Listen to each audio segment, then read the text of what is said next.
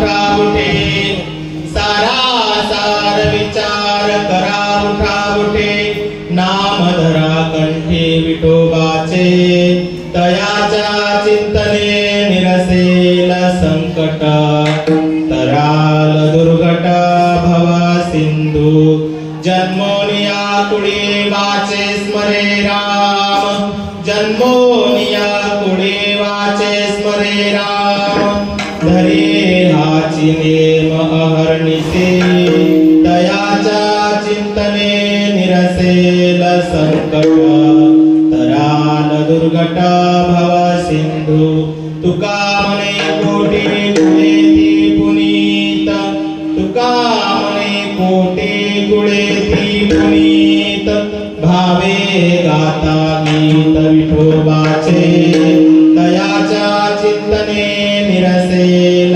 संकट तराल दुर्घट भव सिंधू विठला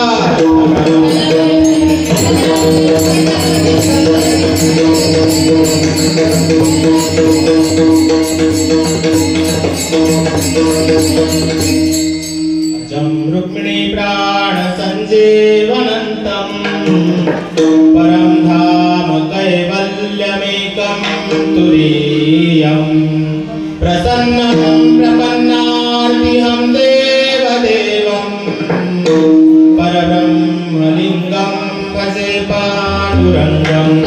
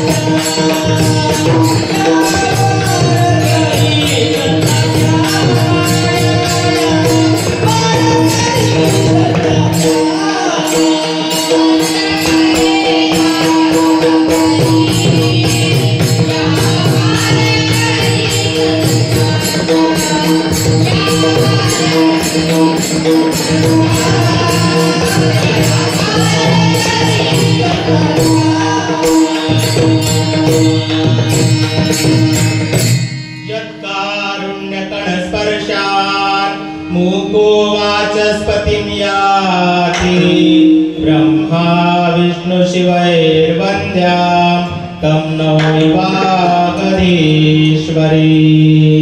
जयांचे केलिया स्मरण होय सकळ विद्यांचे अधिकरण।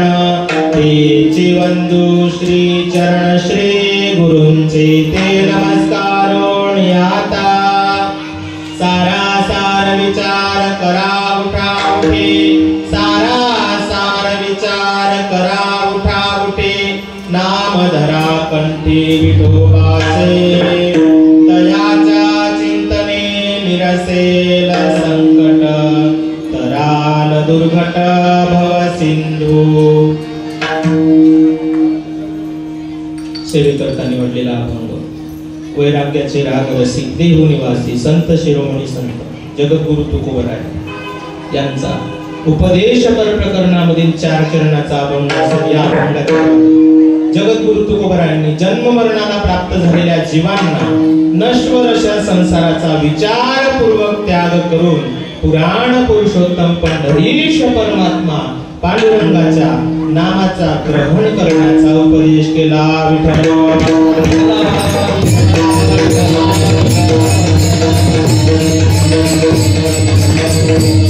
सार सार विचार करा उठा उठी।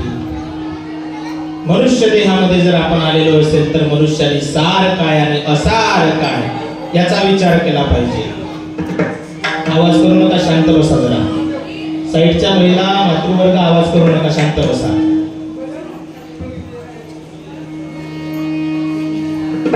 तुकोबराय विचार करायला सांगतात, कारण मनुष्य हा विचार करण्याजोगा आहे आणि मनुष्याला भगवंताने विचार करण्याची शक्ती प्रदान केली।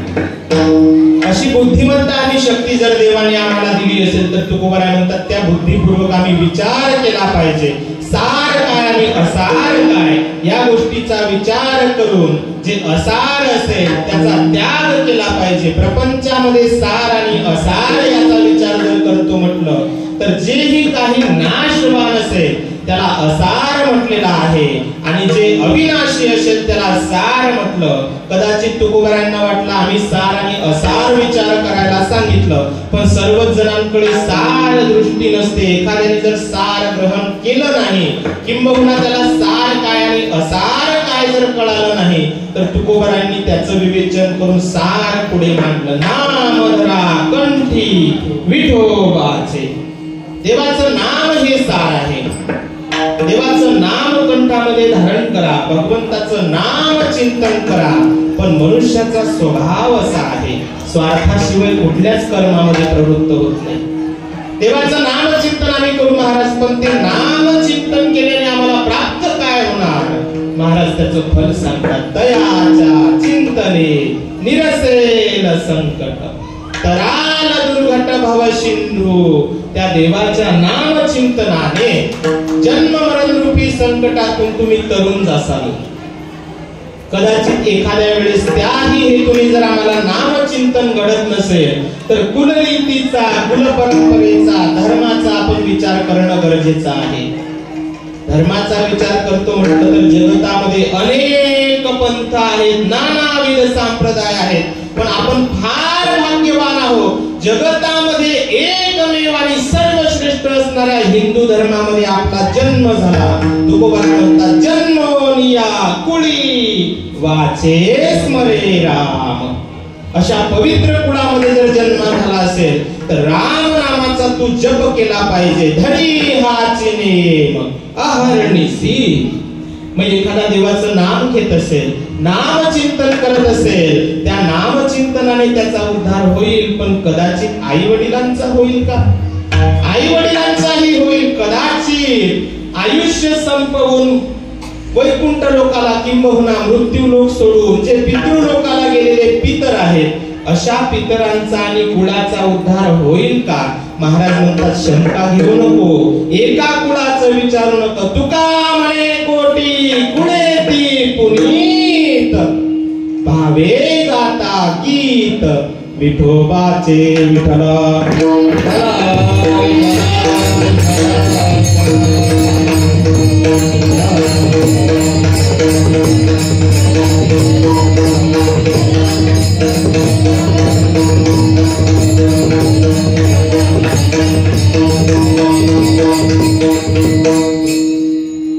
तिथं कोणीतरी दोघ जण उभे राहा, नवीन येणारे जे असतील त्यांना शांततेत बसवा. तिथं सांगा दोघांना राहायला.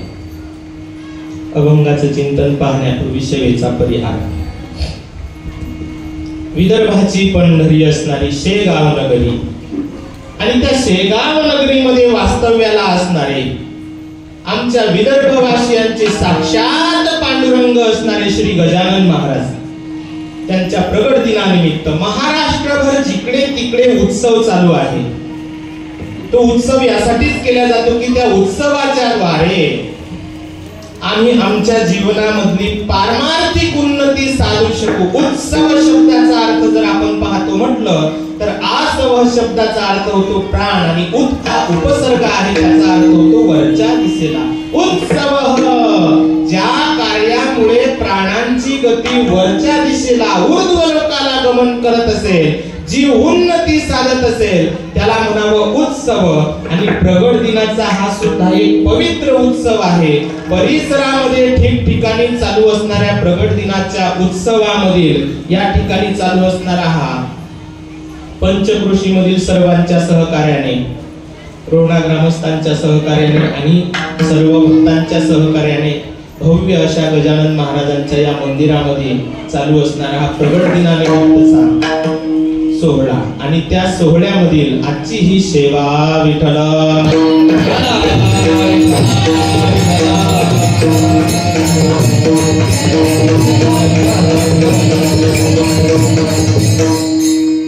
भव्य असं मंदिर आहे. गाभाऱ्यामध्ये जाऊन महाराजांचं दर्शन घेतलं. दर्शन घेत असताना विसरलो होतो हे फाट्यावरचं मंदिर आहे. असं वाटलं शेगाव मध्ये जावो की काय. सर्वच जण शेगाव पर्यंत पोहोचू शकत नाही. आणि जे शेगाव पर्यंत पोहोचले 10-12 तास रांगेत राहावं लागेल आज. पण गजानन बाबांनी आमच्यावरती कृपा केली. तिथून एक रूप इथं घेऊन आले, इथं प्रगट झाले. देव हा भक्तासाठी नानाविध रूप धारण करत असतो. होय भक्ती केला तैसा. त्याच प्रकारची काहीतरी लीला आणि लीलामय मूर्ती असणारी श्री गजानन महाराजांची या ठिकाणची मूर्ती, ज्या गजानन महाराजांच्या सानिध्यामध्ये आपण आता चिंतनासाठी प्रवृत्त झालो. खरं तर कीर्तन आपण 10ला सुरुवात करणार होतो. 20 मिनिट मला यायला उशीर झाला. इथं आल्यानंतर 20 मिनिट आणखी उशीर झाला. आणखी भरीत भर पडली. तरी सुद्धा जो प्राप्त वेळ आहे त्या वेळेमध्ये आपण चिंतन करण्याचा प्रयत्न करू. 12:30 पर्यंत, फार तर फार 1:15 वाजेपर्यंत आपण चिंतन करण्याचा प्रयत्न करू. जी प्राप्त वेळ असेल गजानन महाराज बुद्धी देतील तसा चिंतन करूया विठ्ठल.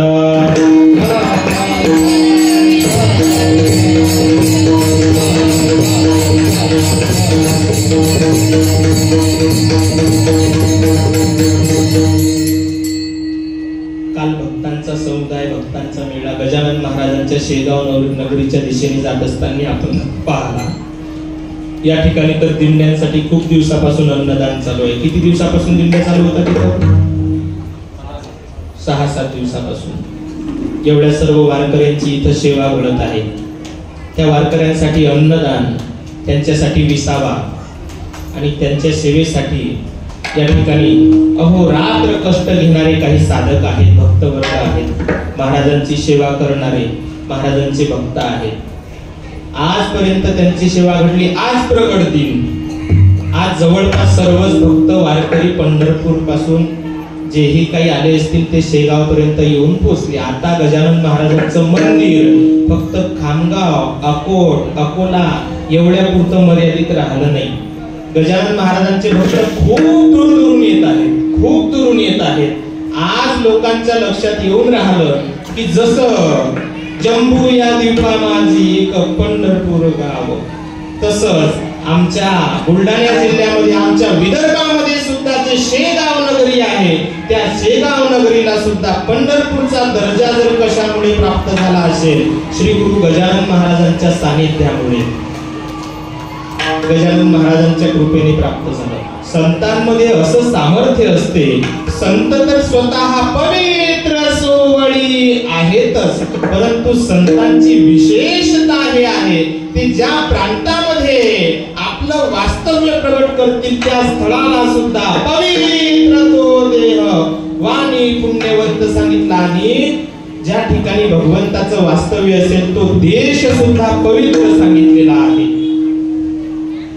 अशा प्रकारे पवित्र प्रदान करणाऱ्या गजानन महाराजांच्या उत्सवामध्ये आपण सर्वजण सहभागी आहोत.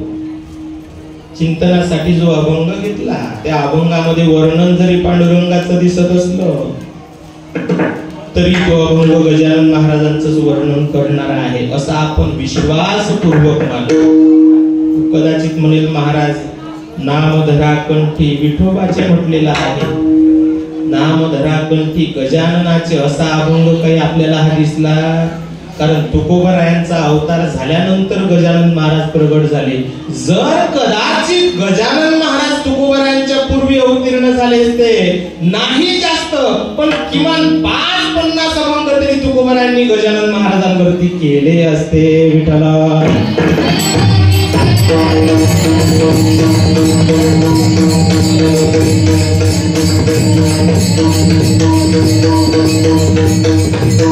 आणि गजानन महाराजांच्या लीला आपण सर्वांना श्रुत आहे.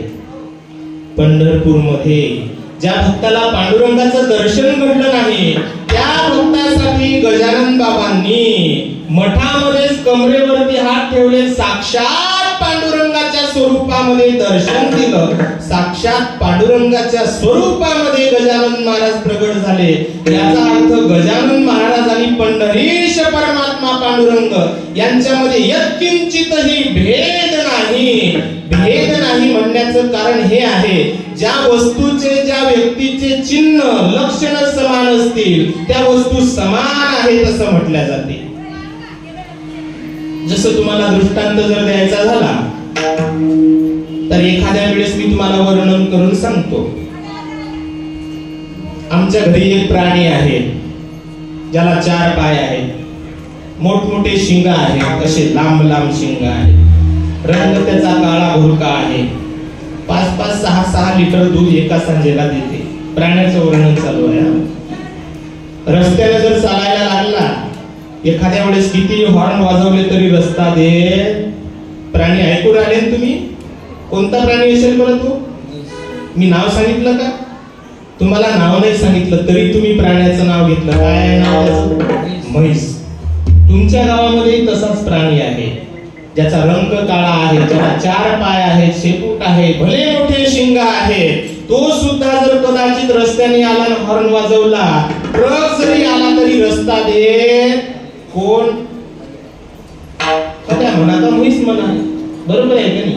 हल्या म्हणा का म्हैस म्हणा. याचा अर्थ आमच्या गावामधल्या प्राण्याचं वर्णन केलं तो, तुमच्या गावामधल्या प्राण्याचं वर्णन केलं तो. 2 नसून 1 आहे. काय एक आहे? दोघांची लक्षणं समान असल्यामुळे दोघांमध्ये द्वैतत्व नसून दोन्हीही एक रूप आहेत. शास्त्राचा सिद्धांत आहे लक्षण सारूप्यात एकत्व सिद्धी. जिथं लक्षण समान होत असतील त्याच्यामध्ये एकत्वाची सिद्धी होत असते.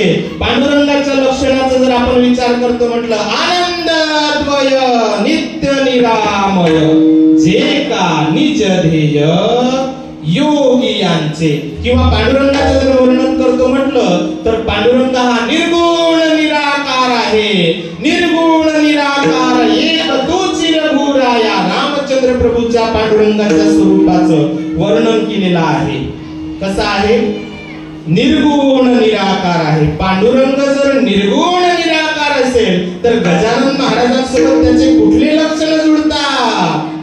निर्गुण ब्रह्म सनातन अव्यय विनाशी स्थिरचर व्यापुनी उरले जे या जगतासी.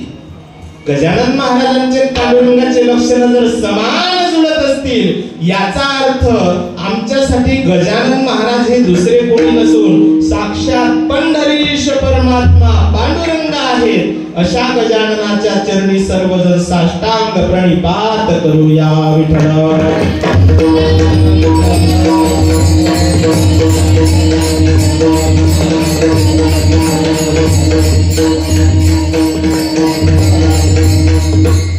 तुकोबारायांचा अभंग आहे। तुकोबारायांनी विचार करायला सांगितले। जो जे गोष्ट करत नसेल त्याला ती गोष्ट करायला सांगितल्या जात असते। जो भुकेला असेल त्याला आपण जेवण करा म्हणतो। ज्याला तहान लागली असेल त्याला आपण पाणी प्या म्हणतो। ज्याने आताच आपल्याला सांगितलं माझं जेवण झालेलं आहे त्याला कोणी जेवण करा म्हणत नाही। जो पाणी पिलेला आहे त्याला परत कोणी पाण्याचा ग्लास देऊन पाणी प्या म्हणत, जेवण झालेल्याला जेवण करा म्हणत नाही, पाणी पिलेल्याला पाणी प्या म्हणत नाही। याचा अर्थ जो विचार करत असेल त्याला विचार करा कोणी म्हणणार? तुकोबारायांनी आम्हाला सावध करण्यासाठी विचार करायला सांगितलं। याचा अर्थ माणूस विचार करत नसला पाहिजे।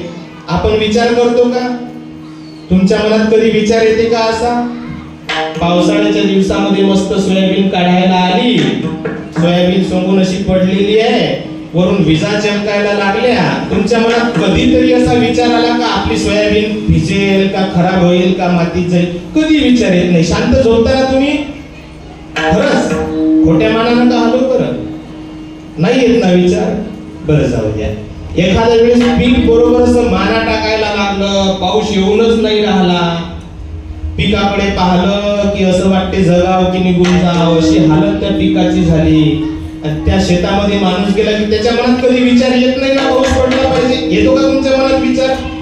अजूनही माना हलवतास, धन्य आहोत तुम्ही तर। झोपल्यानंतर आपल्या मनात कधी विचार येत नाही असा आपल्यावर एवढं कर्ज आहे, हे कर्ज कसं फिटेल, आपलं घराचं बांधकाम कसं होईल? येतो का विचार आपल्या मनात? अरे आता तरी हो म्हणा, एवढे संकट येऊनही जर तुमच्या मनात विचार येत नसतील तर तुम्ही कुंभमेळ्याला जायच्या योग्यतेच्या। कुंभमेळ्यामध्ये पाहले का नागा साधू? म्हणजे एवढे संकट येऊनही जर मनामध्ये विचार येत नसतील तर तुमच्यापेक्षा मोठे साधू कोण? मग आमच्यापेक्षा मोठे साधू झाले तुम्ही। विचार मनामध्ये येत नाही असा या जगात माणूस नाही। सतत अंतःकरणामध्ये विचार चालू राहतात, चिंता चालू राहते। ती चिंता माणसाला सुखाने जगू देत नाही। शांत झोप कधी लागत नाही। चुकून 2 मिनिटासाठी जर लागली, अर्ध्या रात्री हात दचकून उठून बसतो। कशामध्ये? माझ्या मनात असा विचार आला। याचा अर्थ सर्वजण विचार करतात, सर्वजण विचार करणारे आहेत। फक्त विचार जो करायला पाहिजे तो विचार आपण करत नाही, आणि जो विचार करून आपल्याला काही उपयोग होणार नाही त्या विचारामध्ये आपलं मन रात्रंदिवस चिंतन करत राहते। पण असा विचार मरेपर्यंतही करत राहिलं तरी उपयोग होणार नाही। तोपर्यंत तुम्ही विचार तर करता, पण विचार करत असताना प्रपंचाचा करता। तुम्ही विचार केला पाहिजे, पण प्रपंचाचा विचार न करता तुम्ही कुठला विचार करा?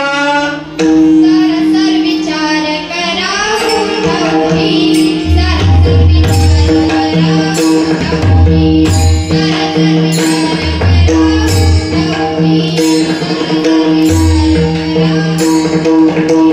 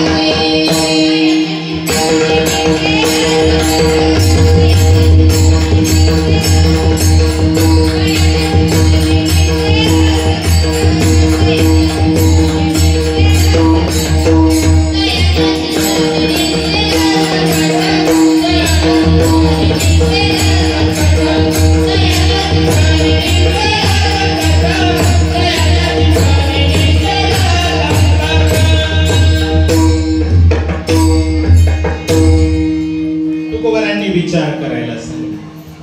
सार सार सार सार काय आणि असार काय याचा आपण विचार केला पाहिजे. आपण प्रपंचामध्ये सार आणि असार याचा विचार नेहमी करतो, ते कृतीमध्ये सुद्धा आणतो. प्रपंचामध्ये आपण सार असार याचं सारखं चिंतन करत राहतो आणि जे सार असेल ते ग्रहण करत राहतो.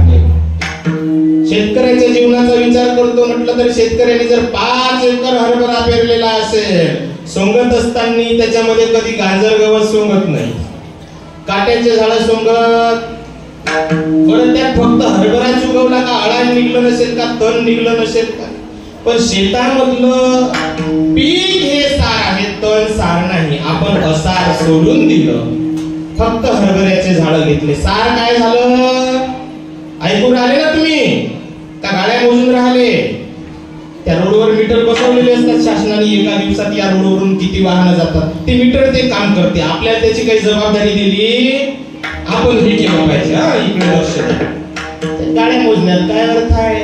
उगाच 2 व्हीलर किती गेल्या, नाही तर मग एखादा येणार म्हणून कीर्तन झाल्यावर महाराज लय मन लावून कीर्तन ऐकलं, फक्त तिकडे पाहत होतो. 500 मोटरसायकल गेल्या पाहिजे एका घंट्यात, तरी पण फायदा काय झाला त्याचा? 750 जाऊ दे ना, त्याच्यामध्ये कीर्तन निघून जाईल. आता तिकडे कोणी पाहायचं? कीर्तनाकडे लक्ष द्यायचं. एसटी गेल्या तर तुमची एसटी चुकून राहिली का? बरेच जण तिकडे पाहून राहिले, मलाही तिकडे पाहा वाटून राहिलं. म्हणजे कीर्तन करता करता तुम्ही तर माझं ऐकणार नाही, पण आपण सारिखे करी ती तात्काळ मग तुमच्यासारखं पर्सन राहून जाईल कीर्तन. काय सांगत होतो मी? तुम्ही तिकडे पाहण्याचा परिणाम विठ्ठल.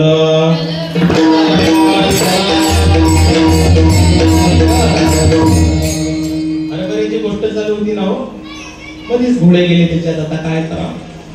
हरभरा सोंगत असताना आपण हरभऱ्याचे झाड सोंगले, त्याच्यामध्ये गवत घेतलं नाही. गवत हे असार झालं, हरभऱ्याचं झाड हे सार झालं. त्याचा आपण ढीग लावला, मोठी रांग लावली, रास लागली त्याची, आणि ती जी हरभऱ्याची मोठी गंजी लागली ते आपण मशीन मधून काढून घेतली. काढल्यानंतर त्याचं जे कुटार आहे, जो भुस्सा आहे, तो एकीकडे गेला, हरभऱ्याची रास एकीकडे लागली. एक आहे हरभऱ्याच्या दाण्याचा ढीग आणि दुसरा आहे कुटाराचा ढीग. याच्यामधलं सार काय आहे? कुटार की हरभरे? हरभरे. बघा बरं, तुम्हालाही सार समजते, आम्हाला सांगायची गरजच नाही. असार काय आहे? कुटार हे असार आहे. आपण कुटार बाचक्यामध्ये भरून विकायला नेतो का मार्केटमध्ये?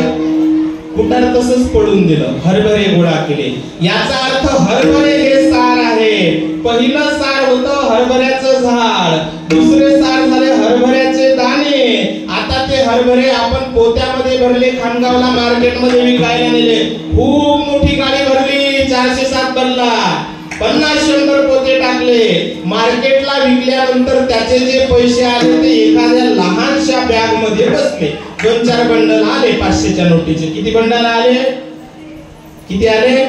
बरं 5 आणा जाऊ दे, 50,000चं बंडल शिल्लक आला तर चांगलंच आहे. एवढे बंडल आले, गाडी भर हरभरा विकला, त्याचे पैसे किती आले? आता मला तुम्ही सांगा, एकीकडे हरभऱ्याची गाडी आहे, दुसऱ्याकडे पैसे आहेत. पैसे सार आहे की हरभरे सार आहेत? पैसे सार आहेत. बरोबर, माझ्यापेक्षा बुद्धिमान लोक आहात तुम्ही. पैसे सार आहेत. आपण पहिले काय केलं? तण तसंच ठेवलं, हरभऱ्याचे झाड घेतले, तण राहू दिलं. पुन्हा काय केलं? ते झाड काढल्यानंतर कुटार तसंच राहू दिलं, हरभरे घेतले. आता काय केलं? मार्केटला गेल्यानंतर हरभरे ने रे बाबा, तू आम्हाला काही घेणं नाही त्याची, हरभऱ्याची डाळ कर का भजे करून खा, आम्हाला काही घेणं. त्याचे पैसे घेतले. आता सार काय आलं? पैसे आले. याचा अर्थ असार सोडत गेलो आणि सार ग्रहण करत आलो.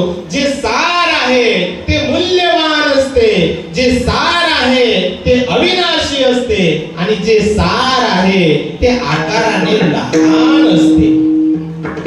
आपण हरभऱ्याचं सार निवडलं, पण सार निवडत असताना साधू संत सांगतात, अरे जे हवेमध्ये उडून जाणार असेल त्याला असार म्हणावं, आणि जे टिकून राहणार असेल त्याला सार म्हणावं. प्रपंचामध्ये जर सार पाहतो म्हटलं तर फलकटतो संसार. येथे सार भगवंत. संसाराला फलकटाची संसाराची उपमा दिली, कुटाराची उपमा. म्हणजे संसार कसा आहे? कुटारासारखा आहे. आणि परमार्थ कसा आहे? हरभऱ्यासारखा आहे. बरोबर आहे. परमार्थ कसा आहे? हरभऱ्यासारखा. आणि माणूस काय करते? कुटार जर बाजूला पडलं तर माणूस एखाद्या वेळेस ज्वारीचे कंस काढले, त्याचा भुस्सा बाहेर पडला, त्यात ते ज्वारीचे दाणे माणूस ग्रहण करते आणि तो भुस्सा आहे तो जनावरांसाठी ठेवते. याचा अर्थ माणूस चांगलं खाते. भुस्सा खाणारे कोण असतात? पशु. पशु हे भुस्सा खातात, माणूस हे सार ग्रहण करत असतो. ज्वारी बरोबर मनुष्य खातो, गहू मनुष्य खातो, त्याच्यामधलं कुटार राहिलं ते म्हशीसाठी, गायीसाठी, गुराढोरांसाठी ठेवतो. सार ग्रहण करणारा मनुष्य आहे. असार ग्रहण करणारे जर पशु असतील तर इथं सांगितलेला आहे संसार हा फलकट आहे आणि परमार्थ हा सार आहे. मग मला तुम्ही सांगा, आता सार जर परमार्थ असेल तर परमार्थ सोडून प्रपंच करणं म्हणजे कुटार खाण्यासारखं नाही का बरं? आता लक्षात येऊन राहिलं असेल. आपली धाव जास्त कशाकडे आहे? कुटाराकडे. तुम्ही म्हणावं एखादा येईल गरम म्हणून काय करता? तू करायला म्हणतात तसं नका करू. सार ग्रहण करा. असार जे असेल त्याचा त्याग करा. परमार्थामध्ये सार जर काही असेल तर परमार्थामधला सार आहे परमात्मा. परमार्थामध्ये सार आहे देवाचं नाम. साधू संत आम्हाला सांगतात सार सार सार विठोबा नाम तुझे सार. देवाचं नाम हे सार आहे.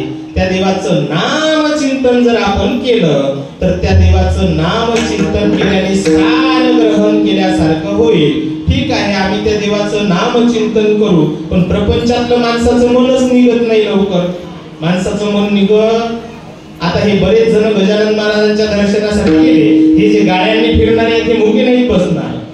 एखाद्या वेळेस दिंडी जात असली की हॉर्न वाजवतील, गर्दी असली की दिंडी बाजूला सरकणार नाही. त्यातलं एखादं 150 बरोबर काच खाली घेईल. बापा बापा बापा बापा किती जण आहेत रे म्हणे. हे धंदे नाही का हे काही? कोणाले? गजानन महाराजांच्या दर्शनाला जाणाऱ्यासाठी. हा एसी मध्ये बसेल, काच खाली येते, काही कामं नाहीत काय म्हणून यायले. अरे एवढे कामं सोडूनही जर ते इथून पासून पंढरपूर पर्यंत पायी जात असतील याचा अर्थ ते रिकामे आहेत असा नाही. याचा अर्थ त्यांच्या जीवनाची सार्थकता कशामध्ये आहे हे त्यांना समजलं. तुला एसी मध्ये अजून समजलं. गजानन महाराजांना जर देव समजून घ्यायचा असेल तर पायी वारी केल्यानंतर त्याचा अनुभव येत असतो. भजन केल्यानंतर देवाचं महत्व समजत असते. तसा देव समजत. पण लोकांना जर भजन करा म्हटलं तर प्रवृत्ती होत नाही. आणि दिंडीमध्ये पायी चाला म्हटलं तर घरातला जीव सुटत नाही. जबरदस्तीनं जर नेतो म्हटलं तर जबरदस्तीनं ओढूनही येत नाही. मग अशा लोकांसाठी घरी राहून भजन करता करता मनामध्ये परिवर्तन झालं की देवाचं भजन करता करता अंतःकरण शुद्ध होईल. आणि अंतःकरण शुद्ध झाल्यानंतर आपण जे भजन करत आहोत ते जीवनामधल्या संकटाच्या निवारणासाठी जर असेल तर महाराज म्हणतात जर तुम्हाला असं वाटत असेल आमच्या जीवनामधले संकट दूर व्हावे, तुम्ही देवाचं नाम कंठाशी धारण करा. देवाचं नाम घेतल्याने संकट दूर होतील का हो? महाराज म्हणतात विचारू नको, विश्वासाने सांगतो.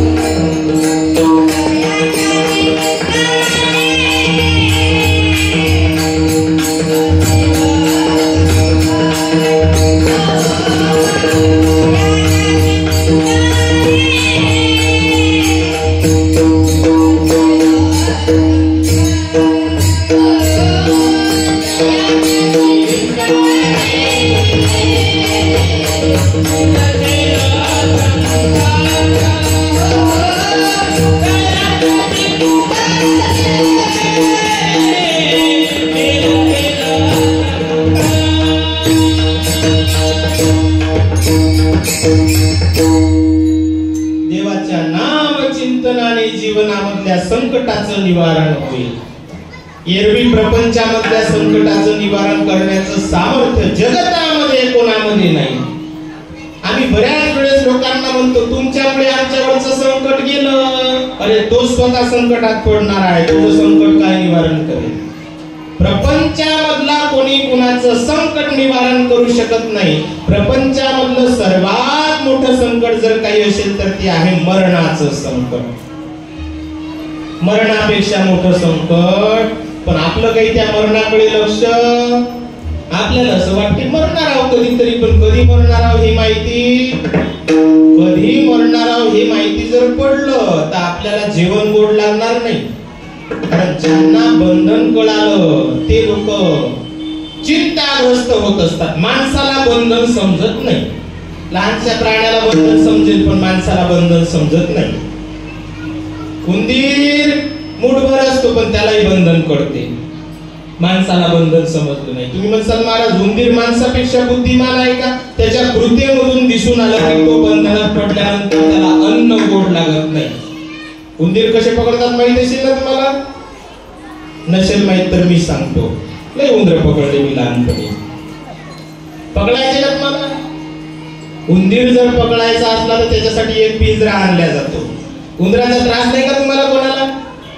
घरामध्ये का मांजरा वागवल्या? प्रत्येकाच्या घरी आहे मांजर। दूध पिणारी का चहा पिणारी? मांजर कुठे चहा पित असते का बघा?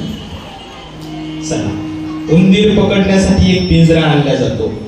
त्या पिंजऱ्यामध्ये काय टाकतात? काय टाकतात आजी? पोळी।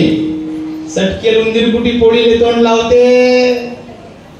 सटकेल उंदरासाठी माल पाहिजे। काही उंदीर असे बाहेर खाणारे असतात ना, बाहेर असे रोडच्या साईडला गाड्या उभ्या करणारे उंदीर असतात ना, त्याला बाहेरचं खायची सवय लागेल असते। असे उंदीर चपातीसाठी त्या उंदरासाठी भजे करा लागतात, पोंगे करा लागतात। त्या उंदरासाठी मस्त भजे करायचे असले की मस्त इकडे स्वयंपाक खोलीमध्ये बेसन भिजवलं। कशासाठी? भजाईसाठी। ऐकून आले का नाही तुम्ही? ते लहान लहान कार्टून मुख्य बसवा पहिले। बेसन भिजवलं, भज्याची तयारी झाली, ते लेकरं घेऊन जावर तिकडे, मन लागत नाही। बरोबर भज्याची पूर्ण तयारी झाली, बरोबर एक घाणा कढईमध्ये टाकला, भजा टाकल्याबरोबर असा सन्न आवाज आला भज्याचा। त्याचा आवाज झाल्याबरोबर उंदराच्या कानात तो आवाज गेला, त्याला समजला हा आवाज तो ओळखीचा वाटते मनीकड्या। जसा घाणा कढईमधला काढला ताटात टाकला, त्या भज्याचा असा सुगंध उंदरापर्यंत गेला। देवघरात बसेल होता उंदीर, तिथून उठून आला। कुठे बसेल होता उंदीर? देवघरात उंदीर नसतात का? तुम्ही दुसरे उंदीर समजून राहिले का? देवघरातला उंदीर उठून आला। एक भजा खाऊन पाहिला, त्यातही उंदराचे प्रकार आहे। भजा खाऊन पाहिल्यानंतर त्यात मीठ कमी आहे का जास्त आहे? उंदीर जर ताकदवान असला तर म्हणते मीठ कमी झालं। उंदीर जर ताकदवान नसला तर मग म्हणते थोडे वेगळे लागू राहिले हे भजे, काहीतरी कमी वाटते यात जरा। त्याच्यापेक्षा जर कमी ताकदवान असला तर चुपचाप जसे आहेत तसे उंदराचे प्रकार असतात का नाही? तुमच्या लक्षात येऊन राहिले ना प्रकार? विषय उंदराचाच चालू आहे बरं, मनाने लावून घेसान काय तुम्ही? त्या पिंजऱ्यामध्ये मग मस्त भजे टाकल्या जातात। रात्री तो पिंजरा ठेवला जाते, पिंजऱ्यामध्ये 4 भजे ठेवले, सर्वजण शांत झोपले. 4 भजे पिंजऱ्यामध्ये आहेत. उंदीर बरोबर सुगंध घेत आला. पिंजऱ्याला एक रस्ता आहे, त्या रस्त्यामधून पिंजऱ्यामध्ये उंदीर उतरला. त्याला ते भजे दिसले, त्याच्यामधला एक भजा त्याने खाऊन पाहिला. सुंदर चव लागली. जशी चव सुंदर लागली तसे त्याला घरामधले चिलेपिले आठवले. त्याला वाटलं हे आपल्या लेकरांसाठी घेऊन जाऊ. त्याने एक भजा उचलला, घराच्या दिशेने यायला लागला. जसा दिशेने परत आला तसं त्याच्या लक्षात आलं, ज्या रस्त्यानं आपण आलो होतो तो रस्ता आता बंद झाला. तो उंदीर तुम्ही सकाळी 8 वाजता पिंजरा उघडून पहा, जो एक भजा खाल्ला होता त्यालाच दात लागेल, दुसऱ्या 3 भजायला धक्काही नाही लागेल. बरं तो खायसाठी नव्हता आला का? एक घास तरी खाल्ला का? कशामुळे नाही खाल्ला? अरे उंदराला समजलं या पिंजऱ्यामध्ये भजे खाणं महत्वाचे नाही, या पिंजऱ्यातून निघण्यासाठी बाहेर मार्ग शोधणं महत्वाचं आहे. उंदराला समजते राजे हो, आपण पिंजऱ्यातून मुक्त होणं गरजेचं आहे, भजे खाणे महत्वाचं नाही. पण माणसं उन्हाळ्याभराच्या पंक्ता खात फिरतात, पण माणसाच्या लक्षात येत नाही पंक्ता खात फिरल्यापेक्षा कथा कीर्तनाचं श्रवण महत्वाचं आहे. माणसाला विषय खूप प्रिय वाटत असतील, परमार्थाकडे जर दुर्लक्ष होत असेल, निश्चितच बंधन समजलं नाही. जे जन्म मरणाच्या बंधनातून मुक्त होण्यासाठी प्रयत्न करणारे आहेत त्यांनी देवाकडे धाव घेतली आणि देवाचं नाम चिंतन भगवंत जन्म मरणाच्या बंधनातून मुक्त होऊ शकतो. साधू संत ही आम्हाला तेच सांगतात. मुक्त व्हावं असं जर वाटत असेल, मारा हाका भया अट्टाहासे, मारा हाका देवा भया अट्टाहासे. देवाला तुम्ही हाक मारा, देवाचं भजन करा. पण भजन करा म्हणूनही लोक काही भजनात जात. आताच तुम्हाला सांगितलं मी, दिंडीत जाणारे जे पायी जात असतील त्यांना महत्व समजत असते. गाडीत जाणारे काही गावामधल्या एखाद्याला जर म्हटलं बरोबर गजानन महाराजांच्या दर्शनाला चाला, तर लवकर कोणी येत नाही. पंढरपूरच्या वारीलाही बऱ्याच जणांना म्हटलं जाते चला वारीला येत, पण आम्ही लय हट्टी असतो. एका महाराजांनी एका जणाला म्हटलं चाल रे म्हणे वारीला, नाही म्हणे बापू या वर्षी काही जमत नाही आपल्याला. पुढच्या वर्षी महाराज म्हणत चालतं का? नाही म्हणे या वर्षी नाही जमत, पुढच्या वर्षी. आणखी पुढच्या वर्षी म्हटलं, वाक्य त्याचं शब्दाने पक्का होता. शब्दाने कसा होता? या वर्षी नाही जमत म्हणे, पुढच्या वर्षी. महाराज म्हणत घे गळ्याची शपथ. आता तर लय फसली म्हणे बा, गळ्याची शपथ घेतली म्हणे महाराज, गळ्याची शपथ पुढच्या वर्षी. डबल पुढच्या वर्षी महाराज म्हणत मागच्या वर्षी तू शपथ घेतली होती बरं. आलो असतो ना म्हणे, शपथ कोणाला मोळा वाटते, पण नेमका आता वारी तोंडावर आली माई म्हैस जमली म्हणे. महाराज म्हणत जाऊ दे ना, जाऊ दे ना, 5 लिटर दूध देते म्हणे ती, सकाळी 5 आणि संध्याकाळी 5, 10 लिटर दूध जाईल. महाराज म्हणत असं कर, मी सांगतो एका जणाला याची म्हैस पाहून देत जा. तेच तर अडचण होऊन बसलाय म्हणे महाराज. मी जर दूध काढलं म्हणे म्हशीचं तर 5 लिटर देते, दुसऱ्यानं हात लावला तर थेंबही देत नाही, लय खोडीची आहे म्हणे म्हैस. महाराजच्या लक्षात आलं याची म्हैस खोडीची नाही. महाराजच्या लक्षात आलं खोडीची म्हैस. खोडीचं कोण आहे? हा खोडीचा आहे. महाराज म्हणत असं कर, तुला मी काय करतो, 5 लिटर सकाळच्या दुधाचे 5 लिटर संध्याकाळच्या दुधाचे पैसे देतो, तरी तुले पायी वारीले याच काढली. आता एवढं भेटल्यानंतर घरी आला, बायकोले म्हणे मी चाललो पंढरपूरच्या वारीले. बायको म्हणे तुमचा का डोका फिरला का, वारी जाऊन आले तुम्ही, या म्हशीचं दूध कोण काढेल? मुकी बस ना महाराज, पैसे देतात ना आपल्याला त्याचे, मुकी बस, पैसे घेऊ आपण, त्याचे पैसे घेऊ आणि दूधही काढत जा तू घरी. तुले का दूध देत नाही ते म्हैस? पहिले काय म्हणे बदमाश, सांगा बरं किती खोडीचं आहे. आणि कोणाला सांगू नको म्हणे महाराज पैसे देऊ राहिले. बरोबर तू दूधही काढत जा, दुधाचे पैसे येतात आणि महाराज 10 लिटरचे पैसे देऊ राहिले. निघला वारीला. आता रस्त्याला निघल्यानंतर पावसाळ्याच्या तोंडावर वारी असते, बरोबर पाणी पडला, पुढे गेला, लहान लहान चिवटण गवत उगवेल दिसलं, लोक दिंडीत टाळ घेऊन भजन करत, हा म्हणे मस्त गवत निघलं गड्या, म्हैसले फुगली असती. तुले आता 10 लिटर दुधाचे पैसे भेटून राहिले, तरी तू इकडे म्हशी चारायला आला का दिंडीला आला? त्याचं चित सारं म्हशीतच. म्हणून तर देव भेटत नाही राजा आपल्याला, नाही तर देव का भेटत नाही असं थोडे. मनातले प्रपंच निघत नाही आमचा.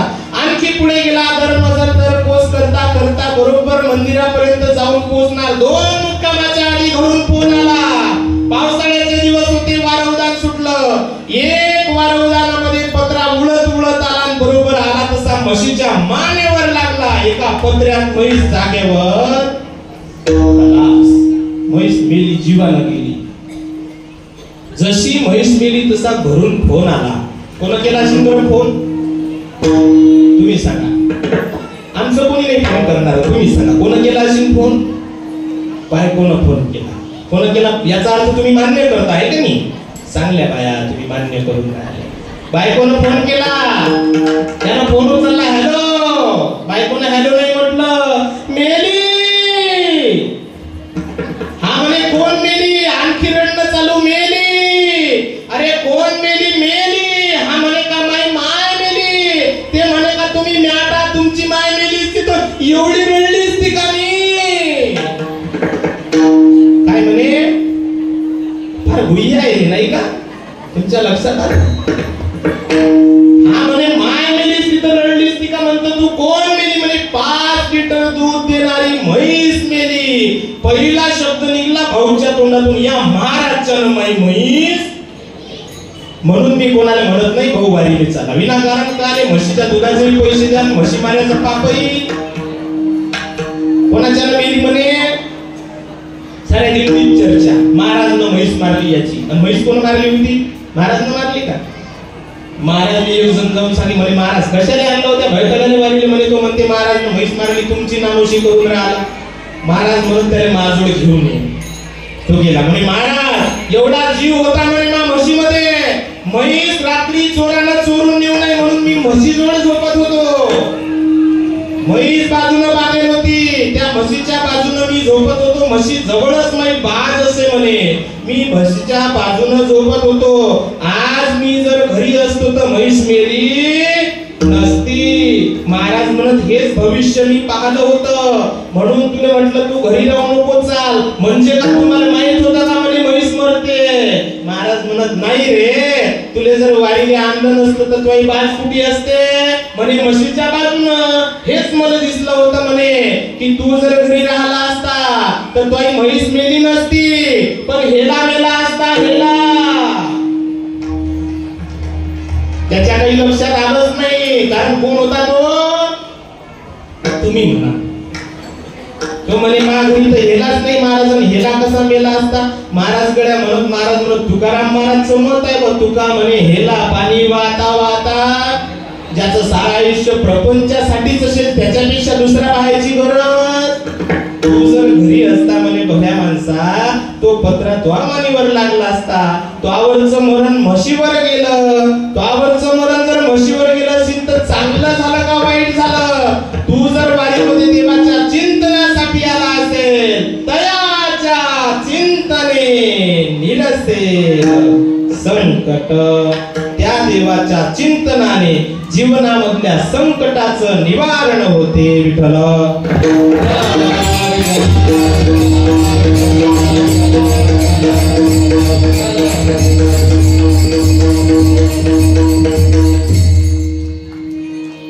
देवाचं नामचिंतन केलं तर जीवनामधलं संकट टळत असते. म्हैस गेली जीवाने हे दिसलं, पण काय जाणार होतं जीवाने हे आपल्याला नाही समजत. हे साधू संतांना समजते. एखाद्या वेळेस दुसरी म्हैस विकत राहता येते. तोच पत्रा जर याच्या मानीवर लागला असता तर चिला पिलायचं बायकोचं काय झालं असतं? प्रपंच उघड्यावर आला असता. देवाचं चिंतन मोठमोठ्या संकटातून आम्हाला सोडवते. देवाचं भजन करणाऱ्यासाठी भगवंत नानाविध प्रकारच्या लीला करतात. अनेक लीला भगवंताच्या आहेत. गजानन महाराजांच्याही अगाध लीला आहेत. पीतांबर नावाचे भक्त गजानन महाराजांचे अहो रात्र भजन करत होते, पण गरीब होते परिस्थितीने. गजानन महाराजांच्या दर्शनासाठी आले. गजानन महाराजांना माहिती होतं माझा खूप मोठा एकनिष्ठ भक्त आहे. दर्शन घेतलं महाराजांचं. महाराजांना नाव माहिती होतं, पण महाराजांनी तरी विचारलं काय नाव आहे रे तुझं? ते म्हणत महाराज माझं नाव पीतांबर. काय नाव सांगितलं? पीतांबर. महाराज हसले.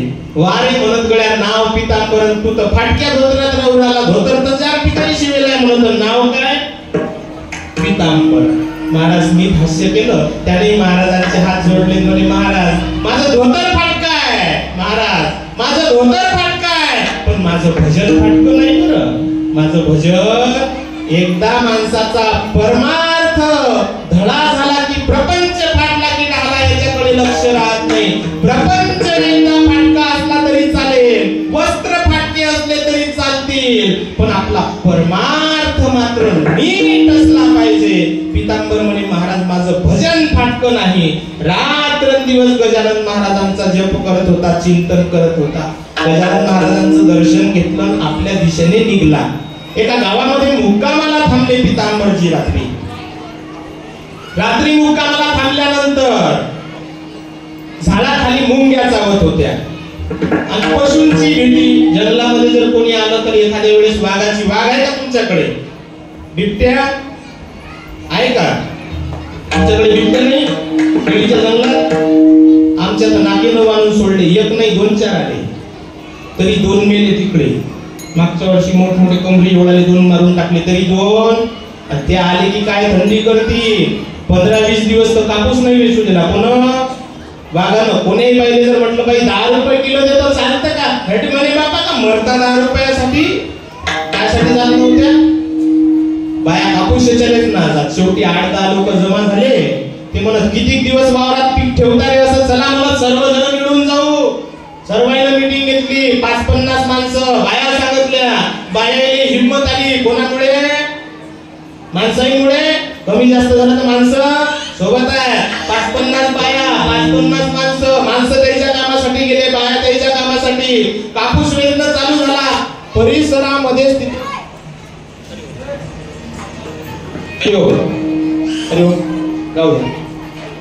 बरोबर कापूस वेचणं चालू झाला. जवळ जवळ बिबट्या तिथंच कुठं जमलेला होता. त्याने डरकाळी फोडली. जशी बिबट्यानं डरकाळी फोडली, बाया वावरातच राहिल्या. माणसं पहिले घरी येऊन पोहोचली. कारण जास्त कोण पडू शकते? वावरापासून बाया बोट मोडत आले यायच्या नावानं. यायच्या हिमतीवर आम्ही गेलो आणि एका माणसाच्या बांगड्या भरायला लावा. कोणाची परिस्थिती? आता जीव आहे माय तो माणूस असो का बाई असो विठ्ठल.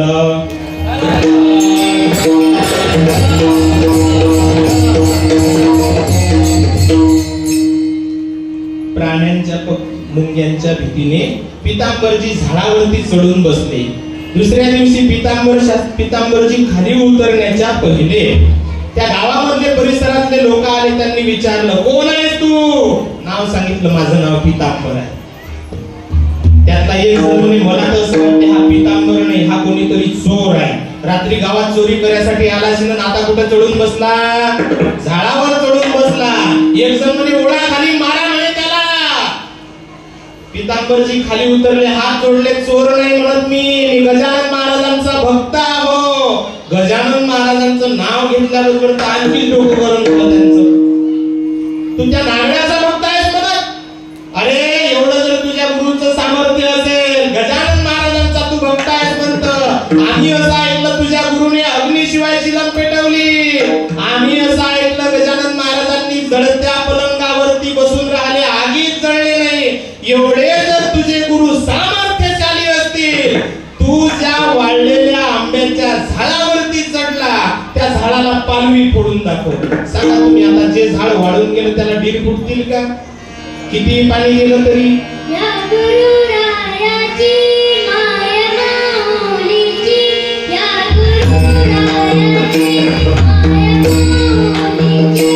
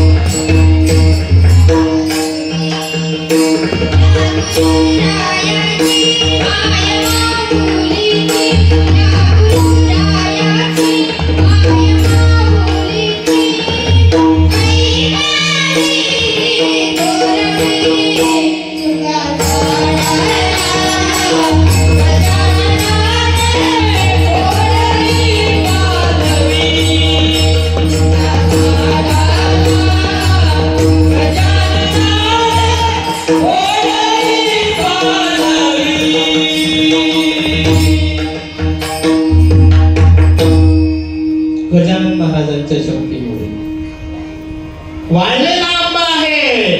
प्रश्न निर्माण झाला, अरे वाळलेल्या झाडाला आजपर्यंत पालवी फुटली नाही, फुटणार नाही, पण समोरच्या लोकांचं मत आहे जर तू खरा साधू असतील तर या झाडाला पालवी फुटली पाहिजे.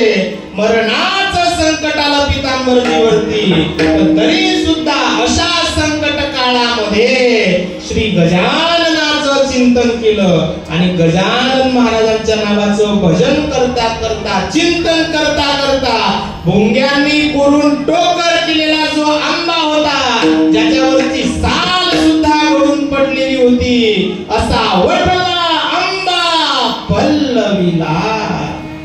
अशा आंब्याला पालवी फुटली. ही गजानन महाराजांची कृपा आहे. साधूची तुलना आणि विज्ञानवादी वैज्ञानिकांची तुलना कशामध्येच होऊ शकत नाही. विज्ञानाला प्रपंचामध्ये महत्व आहे ते शास्त्र नाकारत नाही, पण विज्ञान आणि अध्यात्म दोघांची समान तुलना होऊ शकत नाही. वैज्ञानिकांनी संशोधन केलं, एका झाडावरती 100 प्रकारचे फळ पिकवले. एका जणांनी तर म्हणे एका झाडावर 456 प्रकारचे फळ पिकवले. अरे 456 नाही, एका झाडावरती कलमा करून कोणी 1000 प्रकारचे फळ पिकवे, पण वठला आंबा पल्लविला. वाळलेल्या झाडाला पालवी फोडून मोहर आणण्याची शक्ती फक्त संतांमध्ये आहे. अशा संतांचं भजन चिंतन जर केलं, दयाच्या चिंतने निरसेल संकट. विठ्ठल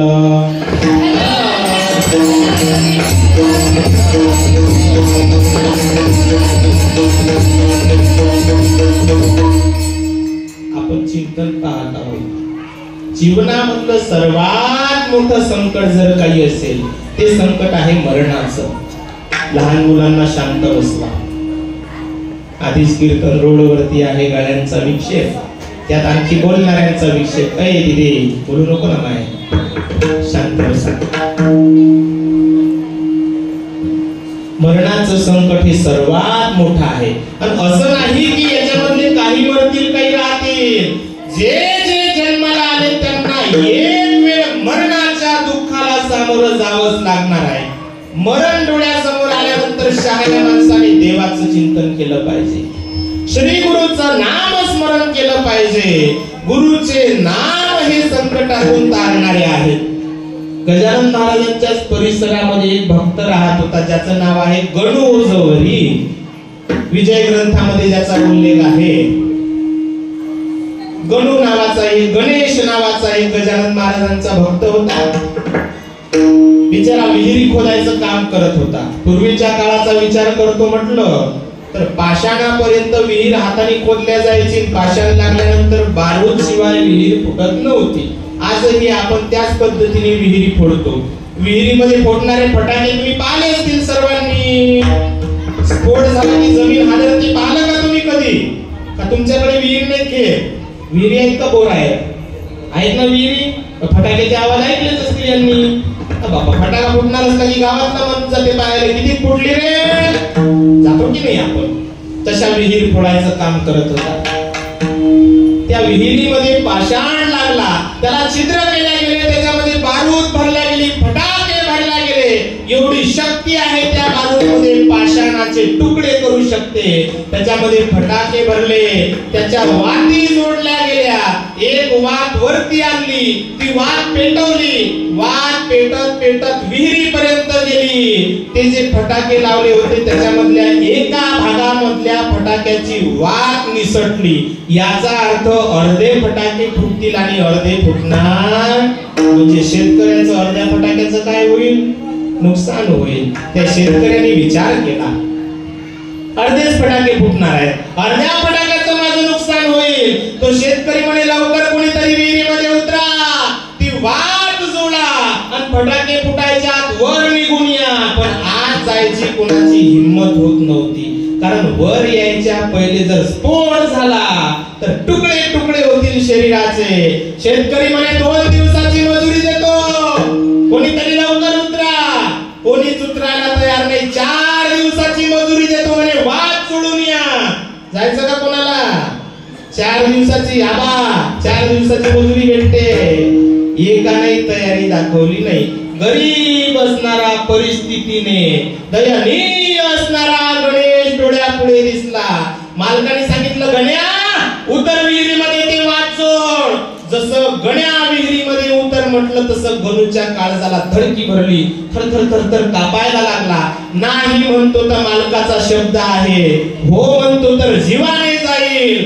गणूने मालकाजवळ येऊन हात जोडले, मालक फटाके वाया गेले तर जाऊ द्या, पण जर फटाका फुटला ना माझा जीव जाईल, जीव. मालक म्हणे फटाके वाया गेले तर जाऊ द्या, पैसे का झाडाला लागले का? उतर विहिरीमध्ये. नाईलाज झाला गणूचा. गणूने 2 हातामध्ये पकडला, विहिरीमध्ये पाऊल टाकून उतरणार. गणूच्या लक्षात आला आता मरण जवळ आला, आता आपल्याला कोणी वाचवू शकत नाही. अशा परिस्थितीमध्ये गणूला बायको नाही आठवली, मुलं नाही आठवले, अरे बाप नाही आठवला. आठवला तो जगाचा बाप श्री गुरु गजानन. गजानन महाराजांचं स्मरण केलं. मुखामधून भजन निघत होतं, गण गण गणात बोते, गण गण गणात बोते, गण गण गणात बोते. अंतःकरणामध्ये स्मरण चालू होतं गजानन महाराजांचं. कसा तरी दोर धरून विहिरीमध्ये उतरला, ती वाट जोडली. वरती येणार तेवढ्यात भयंकर असा स्फोट झाला. आकाशामध्ये पाषाण फेकला गेला, चिंधड्या तिंधड्या झाल्या, पाषाणाचे तुकडे झाले, सर्व जमीन हादरली. गणूचे वर असणारे मित्र डोळ्यामधून अश्रुधारा आल्या, रडायला सुरुवात केली. एकमेकांसोबत बोलत होते, अरे 4-2 फटाक्यासाठी या मालकानं मित्र गमावला रे, आमचा मित्र तुकडे झाले रे माझ्या गणूचे, मेला रे माझा गणू. रडणं चालू झालं. एक मित्र विहिरी जवळ आला, त्या विहिरीमध्ये डोकावून पाहिलं, रडायला सुरुवात केली. गणू, आतून आवाज आला, मेलो नाही मी, जिवंत आहो. एवढ्या भयंकर स्फोटामधून जिवंत आहो शब्द ऐकल्याबरोबर अंगावर शहारे आले. सर्वांच्या मनामधला जो दुःखद घटनेचा प्रसंग आहे थोडासा आनंद प्राप्त झाला, आश्चर्याचा धक्का वाटला. अरे ढगापर्यंत पाषाण फेकणाऱ्या स्फोटामधून गणू म्हणतो, जिवंत आहो. विहिरीमध्ये उतरले. धूर कमी झाल्यानंतर पाहिलं, एका कपारीमधून आवाज येत होता. पहारीने त्या कपारीला लागलेला भला मोठा दगड काढला आणि त्या कपारीमध्ये पाहिलं, अरे एखादा कोणावळा सजून फुलं खाली टाकून गणपतीला जसं कोणवळ्यामध्ये बसवावं तसा गणू त्या कपारीमध्ये मांडी घालून डोळे मिटून बसला होता. डोळ्यातून अश्रूच्या धारा निघत होत्या, मुखामधून भजन निघत होतं, गण गण गणात बोलते, गण गण गणात बोलते, गण गण गणात बोलते. गणूने विहिरीमध्ये उडी मारली आणि जसा गणू विहिरीमधून उतरला, वरती चढला. वरती चढल्यानंतर मालक समोर आला. मालकाने गणूकडे पाहिलं. मालकाला वाटलं मेला असता तर पैसे भरून द्यावं लागले, ते वाचला, बरं झालं. गणूच्या जीवाची काळजी नाही, आपल्या स्वार्थाची. अरे कोणाच्या जीवाच्या पुढे तुमचं धन मोठं आहे. फार मतलबी माणूस जात. विचार केला, बरं झालं गणू वाचला. मालक पुढे आला. मालक म्हणे, गणू बरं झालं रे बाबा तू वाचला. गणूचे शब्द आहे, एक शब्द बोलू नका, गणू म्हणू नका मला. मेला हा तुमचा गणू, विहिरीमध्ये चिंधड्या झाल्या त्याच्या. अरे जो जिवंत राहिला तो गणू आता प्रपंचाचा नाही, जो जिवंत राहिला तो गणू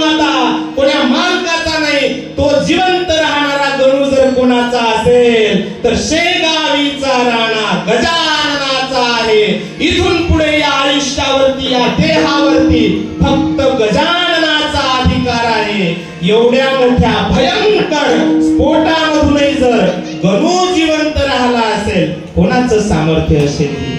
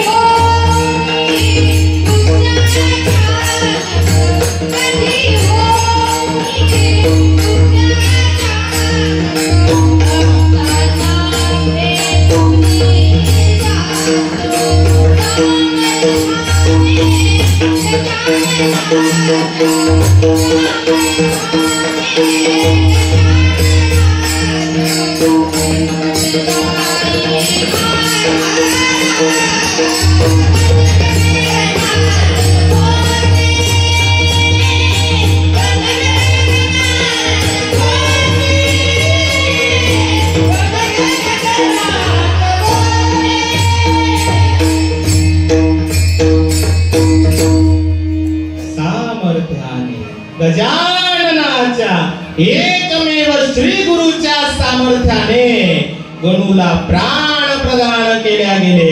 अरे पाषाणाचे जे बारूद तुकडे तुकडे करू शकते, एवढ्या भयंकर बारूदला नाजूक काळी मुडीचा देह तोडणं काय कठीण आहे. गणू विहिरीच्या बाहेर आला.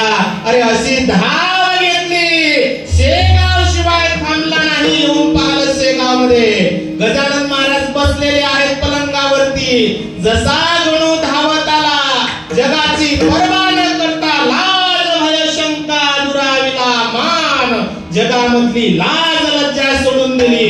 गजानन महाराजांना डोळ्यासमोर पाहिलं, डोळ्यामधून अश्रुधारा होत्या, कंठ सलगरीत होता, शरीर पुलकित झालं, तर कापत होतं. साष्टांग दंडवत घातलं गजानन महाराजांच्या चरणांवरती, पाय धरले, रडायला सुरुवात केली. गणूचं रडणं थांबत नव्हतं. जवळच्यांना काही कळत नव्हतं प्रकार काय घडला, पण अंतकरणामधला भाव जाणणाऱ्या श्री गुरुनी जाणलं. गजानन महाराजांच्या मुखामधून शब्द निघले, काय गण्या उतरशील आता विहिरीत. गण्याने पाय धरले. महाराज आता विहिरीत उतरायचं काय सांगता, आता या प्रपंचात उतरणार नाही. धरले तुमचे पाय, ज्याने तुमचे पाय धरले तो प्रपंचामध्ये कसा राहील. भव सिंधू हा तरण्या नवका तव चरण, तुमचे चरण संसार तरून जाण्यासाठी आहेत. एकदा तुमचे पाय धरले, आता तुमचा निश्चयपूर्वक भक्त झालो, आता प्रपंचामध्ये येणार नाही. बाकीचे धावत धावत आले.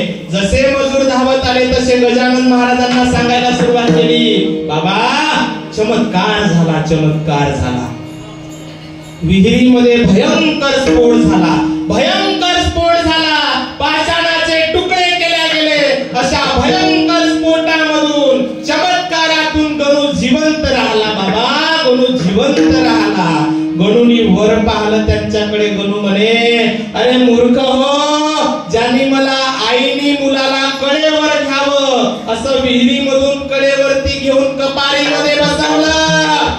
आईने डोक्यावरचा पदर लेकरावरती घ्यावा तसं ज्यांनी फार मोठा दगड उचलून कपारीला झाकण लावलं, त्या गजाननाला सांगता चमत्कार झाला. चमत्कार झाला नाही. विहिरीमधून गणू वाचला, चमत्कार झाला नाही. चमत्कार केला. तो चमत्कार केला गजानन महाराजांनी. तयाच्या चिंतने निरसेल संकट.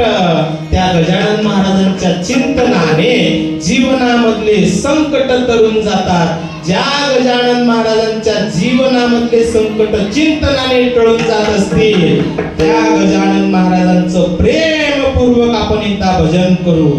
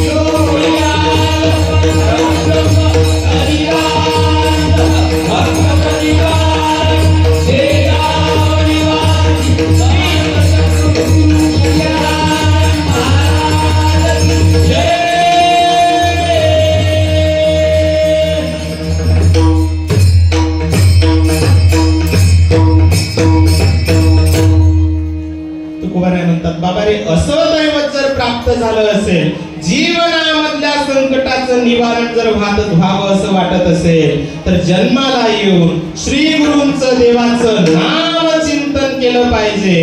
जन्मोनिया कुडी वाचे स्मरे नाम धरी हाची नेम अहर्निसी. जन्मोनिया कुडी. आता वेळ कमी आहे.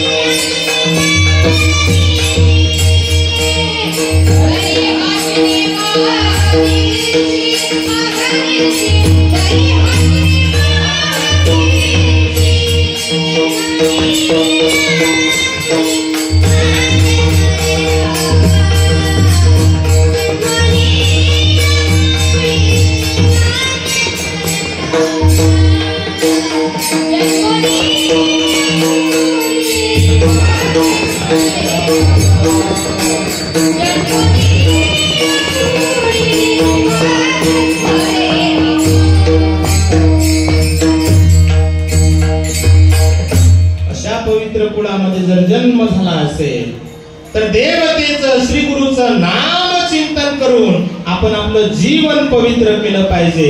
भगवंताचं श्री गुरुचं नाम जे जीवनाला पावित्र्य प्रदान करणारे आहे त्या नामाचे एक वेळेस भजन करू. विठोबा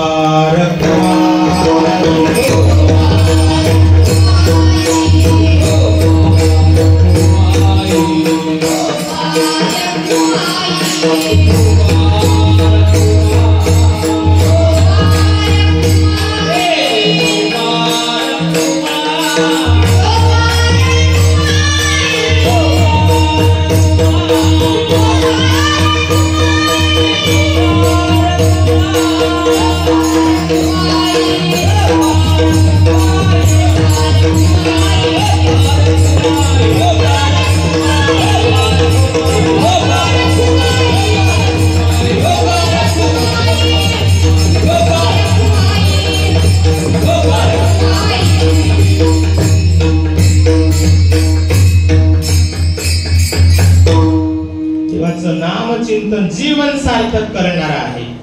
जो नामचिंतन करत असेल त्याचा उद्धार होणार आहे. त्याचाच उद्धार नाही होणार, कुळाचा आहे उद्धार होणार आहे. तुम्ही म्हणसाल एका कुळाचा की दोन कुळाचा? महाराज सांगतात अरे एक दोन कुळाचा उद्धार काय घेऊन बसले? नामचिंतन करणाऱ्या किती कुळांचा उद्धार होतो.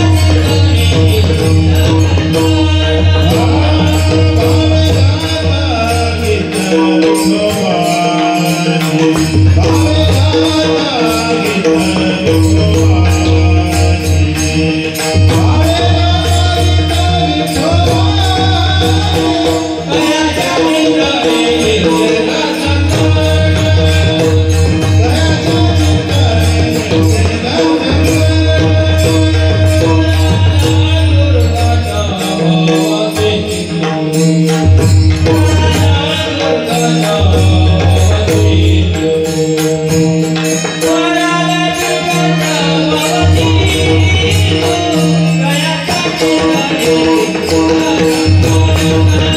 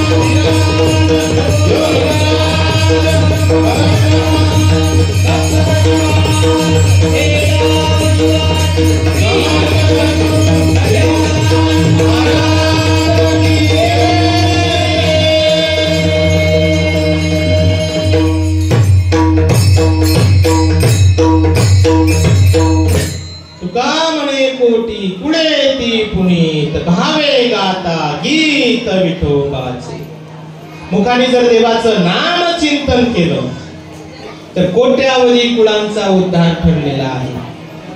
नाही कोटी कुळांचा पण किमान आपला तरी उद्धार झाला पाहिजे. आणि त्या उद्धाराचं साधन जर काही असेल तर श्री गुरु आहेत, भगवंत चिंतन आहे.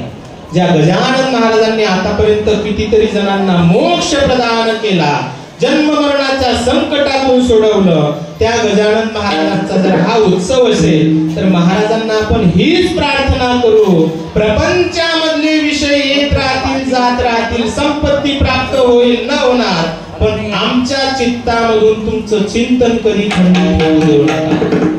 वय वाढता वाढता एखाद्या वेळेस शरीराला म्हातारपण येईल, पण आमच्या भजनाला कधी म्हातार होऊ देऊ नका. त्याच गजानन महाराजांची सदैव कृपा आमच्यावरती राहावी. त्यासाठीच आपलं हे आयोजन असते, त्यासाठीच देवाचं भजन असते. फार सुंदर व्यवस्था केलेली आहे. पहिलाच प्रसंग इथे येण्याचा कीर्तनासाठी, पण आल्यानंतर प्रसन्न वाटलं. खूप मोठं नियोजन आहे, चांगल्या पद्धतीचं आहे आणि प्रेमपूर्वक श्रद्धापूर्वक आहे. जेही काही या कार्यक्रमाचं नियोजन सांभाळणारे कार्यकर्ते, अध्यक्ष, ट्रस्टीमधले गुणीजन किंवा तरुण वर्ग असेल, त्या सर्वांचे मी मनपूर्वक धन्यवाद व्यक्त करतो की ज्यांनी एवढं सुंदर नियोजन केलं. कीर्तनाच्या आधी वाटलं होतं गायक नाही, कीर्तन पडते की काय, पण मुलींनी लहान लहान मुलांनी असं गायन केलं की आवाज येत असताना असं वाटत होतं कोणीतरी गायनाचार्य आहेत का, विशारद आहेत का. मागे पाहिलं तर लहान लहान लेकरं दिसत होती. मोठमोठ्या गायकांना लाजवेल अशी सुंदर संगत ज्यांनी दिली त्यांच्यासाठी मनपूर्वक आभार. जेवढं कौतुक करावं तेवढं थोडं आहे. अरे लहान मुलं इथं शोधतात, लहान मुलांचं जीवनही इथं शोभून दिसत असते. आई वडिलांनी विचार केला पाहिजे, आमचा मुलगा कीर्तनकार व्हावा, मृदंगाचार्य व्हावा, आमचा मुलगा गाणारा व्हावा. आज समाजाला गाणाऱ्या मुलांची गरज आहे, पिणाऱ्या मुलांची नाही. याच्याकडे लक्ष ठेवा. कोणाची गरज आहे? गाणाऱ्यांची गरज आहे. आज मुलं गाणारे झाले पाहिजे, मृदंगवादक झाले पाहिजे, कीर्तनकार झाले पाहिजे. समाजाची, राष्ट्राची उन्नती व्हावी असं वाटत असेल, धर्मशास्त्र शिकले पाहिजे. फार भाग्यवान आहे त्यांचे आई वडील की ज्यांनी मुलांवरती ही संस्कार करून मुलांना ही शिकवण दिली आणि आज ते एवढ्या मोठ्या स्टेजवरती साथ करण्यासाठी उभे आहेत. प्रपंचाचा आधार तर बैलही बनतो कधी कधी, पाठीवर गाडीचं जू दिलं की. प्रपंचाचा आधार म्हणून उपयोग काय झाला? जर आपलं जीवन उपयोगी असं यावं असं वाटत असेल तर माणसाने परमार्थाचा आधार बनावा आणि परमार्थालाच आधार बनून जीवन जगवावं. ज्यांच्या प्रेमास्तव इथं येणं झालं आमचे विष्णू भाऊ वावगे. खरं तर आजच्या सेवेचा तर काही योग येईल असं वाटत नव्हतं. आता 1 वाजता कथा चालू होईल असा टाइम खामगाव मधला दिलेला आहे. 11:15ला कीर्तन संपेल, 1:15 12:15 पर्यंत जेवण होईल, 12:30ला आम्ही निघू असं नियोजन होतं. पण आता थोडस कीर्तन उशिरा झालं, तुमची आम्ही वाट पाहू थांबलो. पण जाऊ द्या, वाट पाहिल्यानंतर का होईना तुम्ही आले सर्वजण. 1:15 नेलं असतं, पण जेवणालाही उशीर होते. आता कीर्तनाला 20-25 मिनिटं उशीर झाल्यामुळे तिकडे कथा 1ला चालू होणार होती, ते 1:30ला चालू होणार आहे. इथले श्रोते म्हणतील महाराजांनी बराच वेळ दिला, इथले म्हणतील हे महाराज लोक असंच उशीर करत असतात. पण आम्ही वेळेच्या आधी येऊन हजर आहोत. प्रसाद घ्यायची इच्छा होती. आता गजानन महाराजांचा लाडू हाच आमच्यासाठी पूर्ण अन्न, पूर्ण प्रसाद समजतो. तो प्रसाद घेऊ आणि तो प्रसाद घेऊन निघून जाऊ. जी गजानन महाराजांनी वेळी वाकडी सेवा करून घेतली असेल ती सेवा श्री गुरु गजानन महाराजांच्या चरणी समर्पित करतो. मंचावरती परिसरामधलंच नव उदयित कीर्तनकार असणारं व्यक्तिमत्व हरिभक्त पारायण गोपाल महाराज उपस्थित आहेत. धाकटीच्या आश्रमावरती राहायला आहेत. त्यांनी सुद्धा दुधामध्ये साखर टाकावी अशी उपस्थिती इथं दर्शवली. सर्व श्रोत्यांच्या चरणी, पायीवारीला जाणाऱ्या सर्व भक्तांच्या चरणी, इथलं अधिष्ठात्री दैवत असणारं श्री गुरु गजाननांच्या चरणी प्रथम वंदन करतो. झालेली सेवा श्री गजाननाच्या चरणी समर्पित करतो. ज्ञानेश्वर